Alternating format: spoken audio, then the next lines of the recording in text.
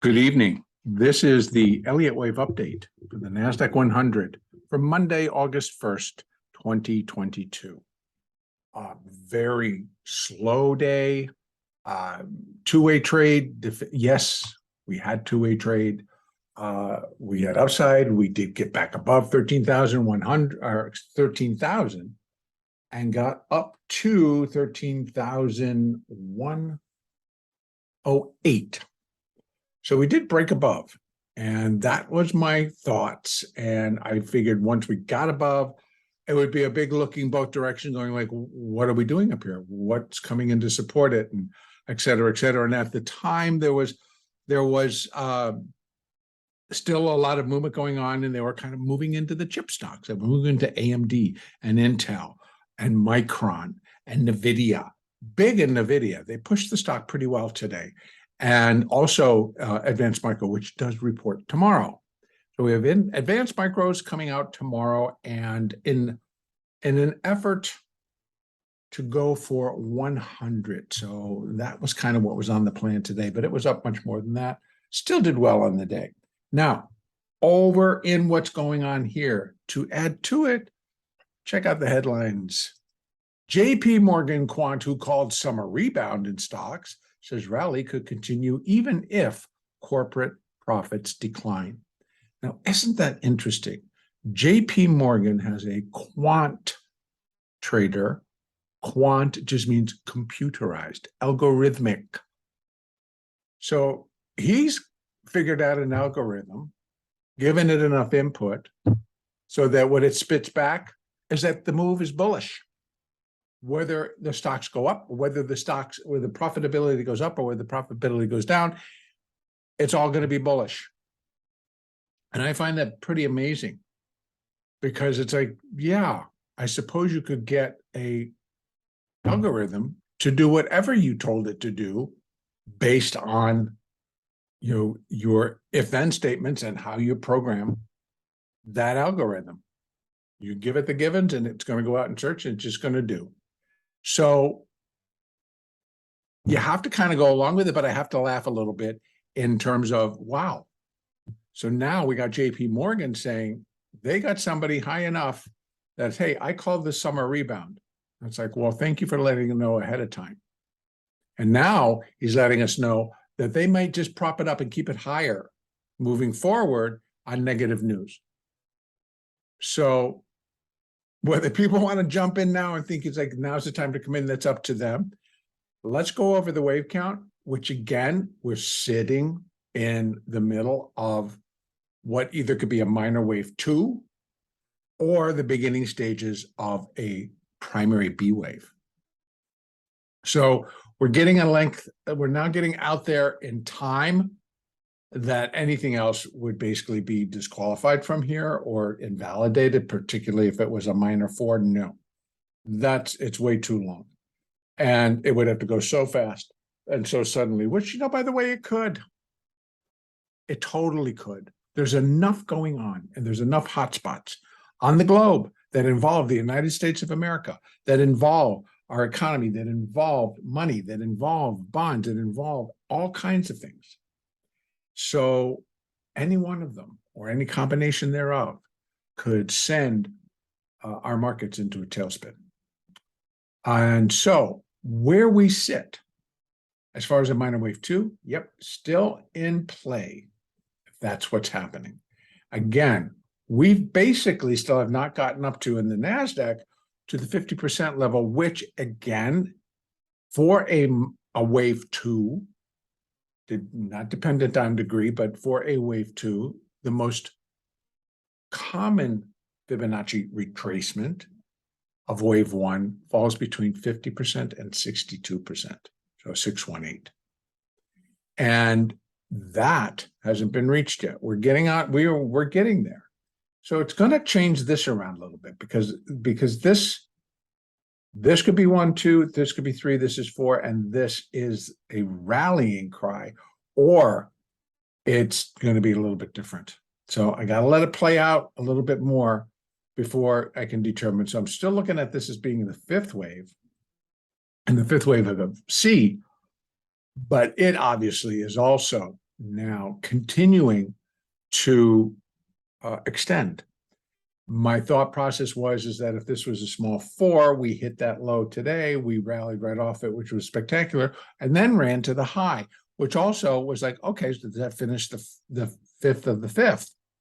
And then, of course, we kind of drifted back down, and even after once Globex started, there's just nobody there to play. We're down at $1.75 right now. We're sitting just below 12,960. Somebody just walked in, forget it. Now we're back above and we're up to. So it's quiet and chop right now. And so that tells us nothing other than we have not found any sellers who are willing to step in and take this thing lower. Either they don't have enough data or they don't have enough information to actually suggest that we need to be dumping futures, because obviously the stocks that are really going to matter are not doing much.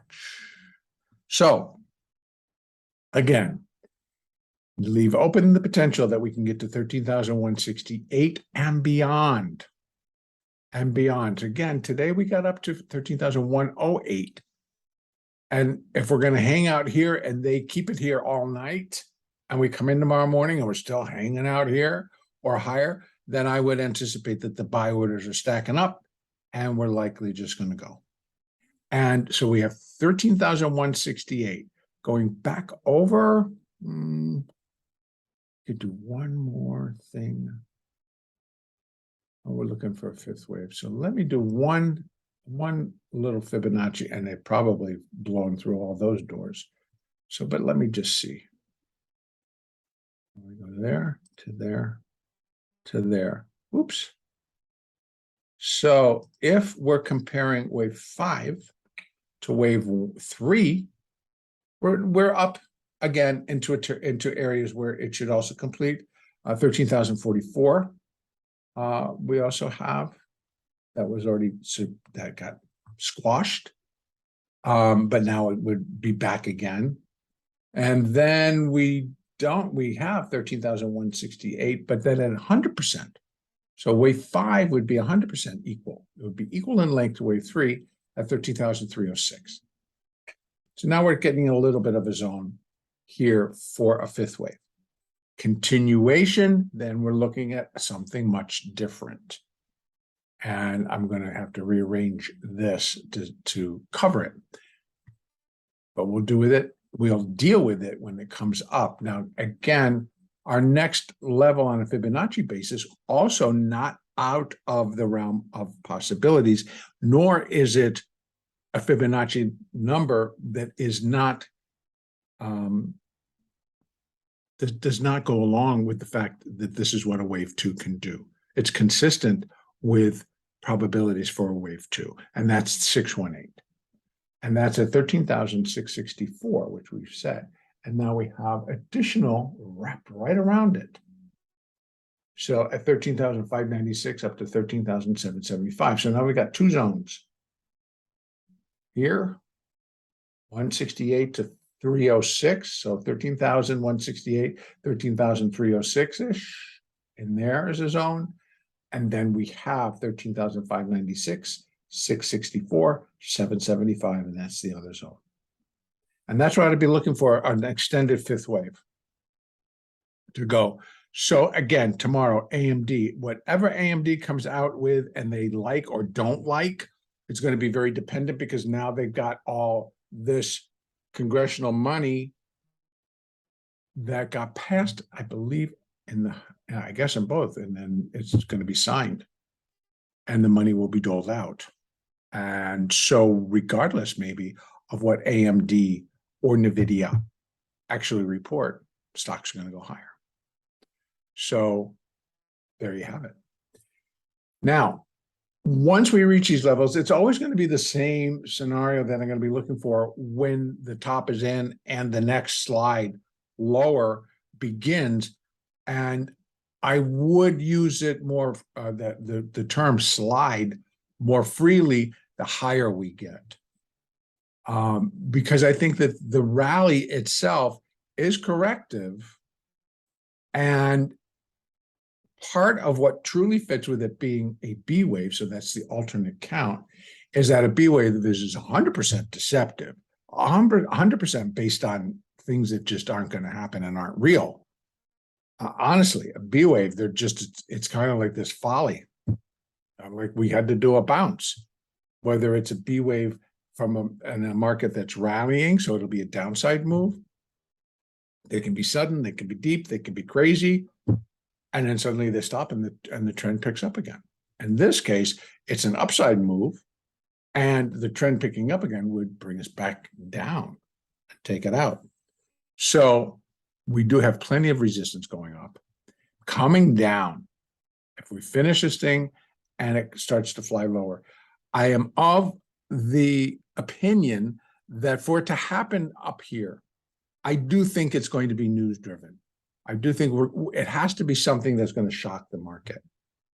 So, and again, there's plenty going on around the world that we could get that. And it just, the news comes out, boom, breaking, boom, and boom, the market goes into a tailspin. It could be momentary. It could be enough to drive it down to where we could complete a minor 5. I don't know, but we'll track it. Again, so downside, I think, would be news driven, and therefore I would be looking for it. I'm just going to get rid of this so I can begin to see what I got going on inside. Now, if I open this up on the 4-hour chart, we're looking at it breaking below the 20, which right now is at 12,803. And then the 250s, which are kind of coupled together at 12,585. The 200 EMA, which is at 12,228, and the 200 SMA, which is at 11,964. Then we're going to be breaking below 11,343, and I expect that this seriously could happen pretty quickly. And where we might get the shock, and then we get another shock, and then we get another shock. We've seen that type of move before. And so I would not be tremendously surprised to see something like that again. And it happened prior to all this.